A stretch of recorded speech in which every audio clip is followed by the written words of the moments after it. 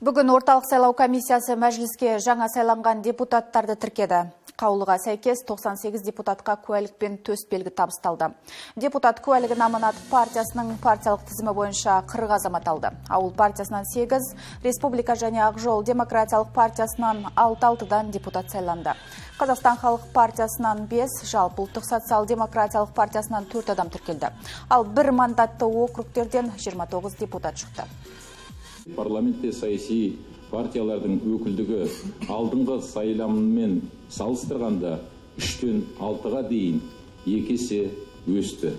29 депутат өңірлерден сайлаушылардың мүдделерін білдіреді және олармен императивті мандат арқылы байланысты.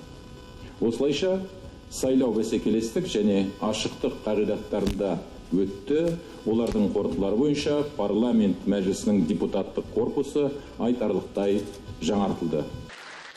Мәжіліс депутаты атанған 98 адамның бәрі тікелей сайлау құқығы негізінде сайланды. Осылай деген орталық сайлау комиссиясының төрағасы төсбелгі мен куәлікке ие болған азаматтарды құттықтап, толағай табыс тіледі.